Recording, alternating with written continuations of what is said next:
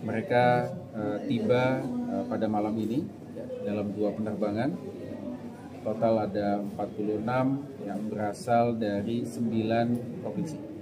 Mayoritas yang paling banyak itu dari Sumatera Utara, kemudian Jawa Barat, Sulawesi Utara, Jakarta, dan kemudian yang lain provinsi. Jadi ini adalah upaya yang panjang dari pemerintah Indonesia untuk bisa memulangkan mereka. Sampai saat ini masih ada 270 WNI lain yang masih ada di Meyawadi yang masih terus kita upayakan untuk pemulangan. Jadi malam ini kita sudah serah terimakan kepada Kementerian Sosial. Mereka nanti akan dibawa ke Rumah Perlindungan Trauma Center yang ada di Kemensos untuk dilakukan pendalaman terhadap bagaimana modus-modus atau cara-cara yang dilakukan sehingga mereka bisa terjebak hingga ke Meyawadi. Harapannya adalah kita bisa mendapatkan informasi lebih mendalam mengenai pihak-pihak yang memberangkatkan dan kita bisa melakukan penegakan hukum dengan tegas. Dari berbagai macam informasi yang kami terima, ke 46 orang ini ada yang ditawari bekerja sejak dari Indonesia, kebanyakan ditawari bekerja di Thailand. Kemudian ketika tiba di Thailand baru diseberangkan secara ilegal menuju ke Meyawadi melalui kota Mysore. Ada beberapa di antara mereka yang sudah pernah bekerja sebelumnya di sektor judi online di Filipina, kemudian pindah ke Laos, dan kemudian akhirnya ke Meyawadi. Ada juga yang sudah bekerja di sektor judi online juga di Kamboja, dan kemudian akhirnya end up di Meyawadi. Yang paling lama ada yang sekitar sudah 2,5 tahun ada di Meyawadi, dan yang paling awal sekitar 2 minggu yang lalu baru masuk ke Meyawadi. Nah, melalui kesempatan ini kami menghimbau sekali lagi bahwa hingga bulan Februari tahun 2025 total lebih ada 6.800 kasus warga negara kita yang bermasalah karena online scam sejak tahun 2020, dan angkanya masih terus meningkat. Dapat kami konfirmasi bahwa dari 46 tersebut salah satunya adalah WNI dengan inisial R, mantan anggota DPRD Indramayu. Benar dia disekap?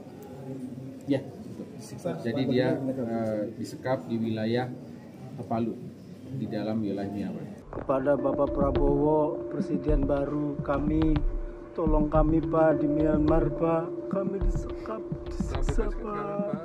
Tolong Pak, tolong Pak, kami disekap, disiksa, disetrum. Kita dihakimi Pak, tolong Pak, kami sudah tidak kuat di sini Pak. Ini udah 2 tahun. Semua tekanan Pak, tolong Pak. Tolong segera Pak. Tolong kami Pak, Tolong. Segera Pak. Bapak Prabowo, pimpinan DPR, semua orang-orang hebat Indonesia, tolong kami. Anak masih kecil Pak, Pak. Saya Robiin Pak dari Indramayu ini. Mantan dari Bekasi Pak. Dari Semarang Pak. Tolong Pak. Yasmi, saya istri dari Robiin, korban TPPO yang ada di Myanmar, yang alhamdulillah saat ini dalam perjalanan pulang setelah tidak menjadi anggota dewan lagi. Suami saya kan menjadi warga sipil biasa ya, dan dia juga mencari nafkah untuk keluarganya juga kan. Nah, ada beberapa bisnis yang memang kurang jalan dan akhirnya tetap juga terganggu sama COVID nih. Nah, habis itu akhirnya tergiurlah tawaran gitu untuk pergi ke sana gitu demi bisa menghidupi kita keluarga. Ya shock dong, otomatis saya kan yang notabene maksudnya ibu rumah tangga yang nggak bisa menghasilkan apa-apa, biasanya diberikan nafkah sama suami saya, ya saya sangat shock gitu ya.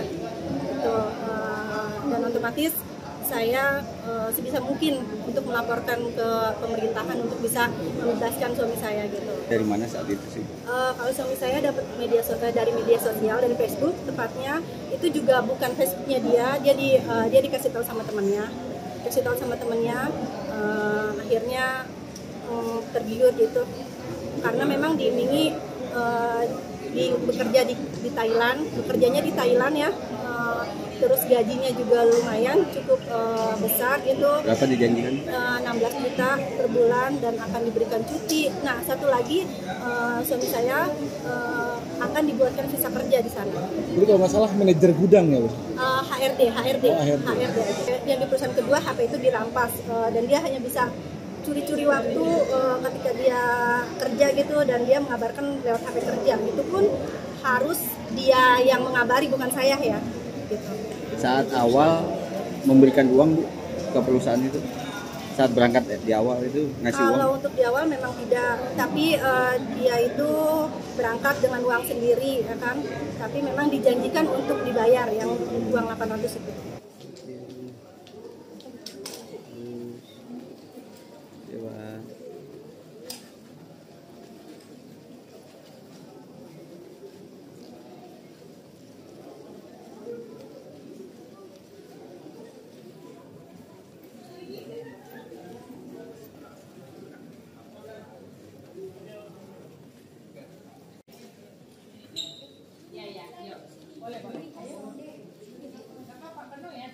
Yang ingin kami sampaikan, kami dari Kementerian Perlindungan Pekerja Migran Indonesia adalah sama yang disampaikan oleh Pak Ida tadi, bahwa ini harusnya menjadi pembelajaran ke depannya, bahwa masyarakat tidak mudah tertipu dengan iming-iming apapun, apalagi sekarang ini marak rayuan-rayuan melalui media sosial yang itu seolah-olah memberikan janji-janji untuk bekerja mudah tanpa dokumen, tanpa persyaratan lengkap, bahkan tanpa kompetensi. Mereka bisa berangkat ke luar negeri dan mendapatkan gaji besar. Padahal kenyataannya mereka kemudian menjadi objek dari sasaran perdagangan orang. Nah, inilah kemudian yang kita ingin sampaikan kepada masyarakat, hendaknya hati-hati ke depannya. Mudah-mudahan ini sebagai pembelajaran kita terakhir, jangan sampai ini terjadi lagi.